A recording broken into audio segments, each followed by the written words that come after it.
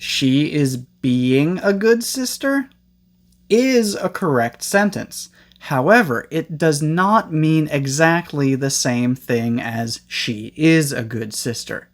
I'm Teacher Mike, and today we're talking about the four main ways that we use the word being. First, we can use being with an adjective or noun. For example, we have the two sentences that we started this video with. She is being a good sister, and she is a good sister. She is a good sister describes her character or personality, basically the way that she always is or usually is. But she is being a good sister only tells us about what she is doing right now. It's like saying that right now she is doing the things that a good sister does. Or another example, he is being rude.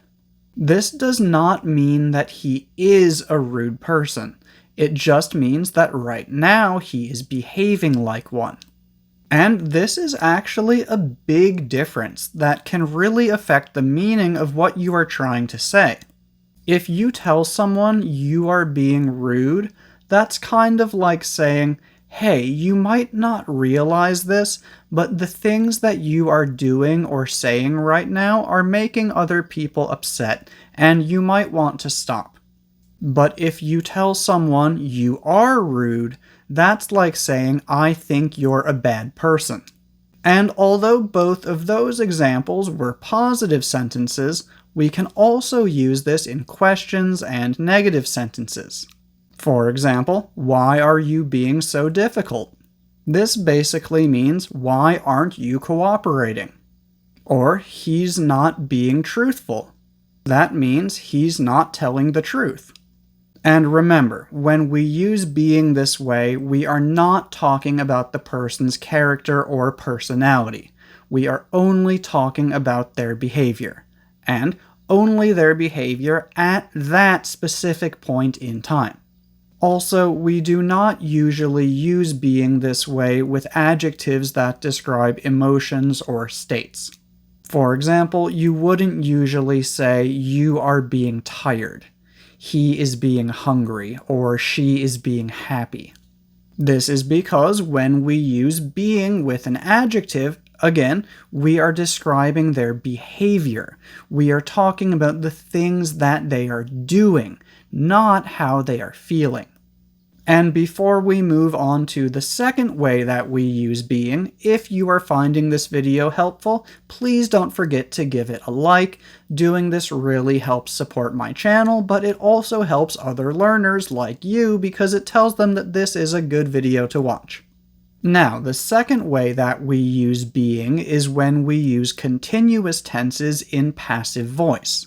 The structure that we use for this is subject, is, am, are, being, past participle. For example, in active voice, we would say, someone is helping him. But in passive voice, we would say, he is being helped. Another example, they're building a new house. In passive voice, it would be, a new house is being built.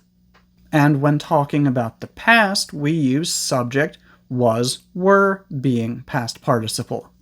For example, the documents were being translated, or the elevator was being repaired. And although we use present continuous and past continuous this way, we do not usually use other continuous tenses in passive voice. And this is really just because it sounds kind of weird. For example, you could say he has been being helped, and it would make sense. But again, it just sounds a little bit weird, so we tend to avoid doing that. The third way that we use being is as a gerund. A gerund is the ing form of a verb used as the subject or object of a sentence, not as the main verb. For example, walking burns calories. The verb in that sentence is burns, not walking. Walking is the subject. Or, she likes reading. In this one, likes is the main verb, and reading, the gerund, is the object.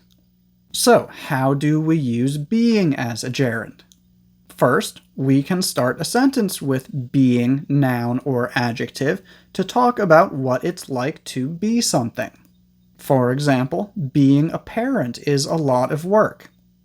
Being honest isn't always easy. Or being a leader comes with a lot of responsibility. In those examples, being is the subject, but we can also use it as an object. For example, I enjoy being a mother. She hates being late. Or he likes being the center of attention. Now, the fourth way that we sometimes use being is when we start a sentence with being noun.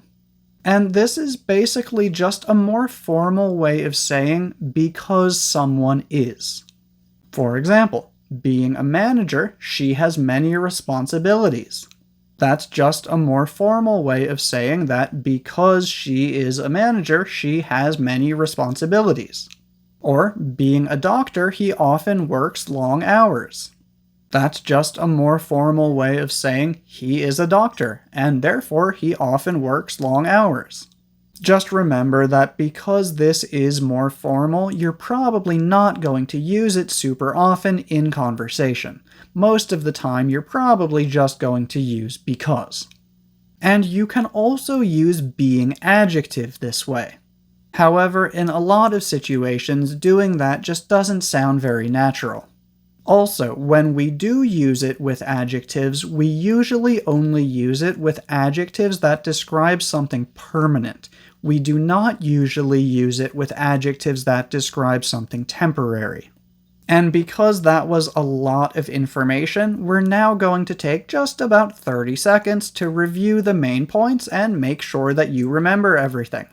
But before we do that, if you are finding this video useful and would like more videos like this one, please don't forget to subscribe to this channel, because I have new videos like this one every Sunday, as well as a live lesson every Tuesday. Now, here is our very quick review of the 4 main ways that we use being. First, we can use being with a noun or adjective to talk about temporary behavior. Again, you are being rude does not mean that you are a rude person. It just means that you are behaving like one right now. Second, we use being when making continuous tense sentences in passive voice. For example, the elevator is being repaired. Third, being can be a gerund, which basically means that we can use it like a noun as the subject or object of a sentence. For example, being honest isn't always easy. Or, I enjoy being a teacher. And fourth, we can also use being noun or being adjective at the beginning of a sentence to mean because. Again, being a doctor, he often works long hours, means he often works long hours because he is a doctor. Finally, in this video, we talked a little bit about gerunds and a little bit about passive voice, but we didn't talk about them in much detail. So if you'd like to learn more about them, I recommend watching these videos right here. That's all for today. Thank you for watching.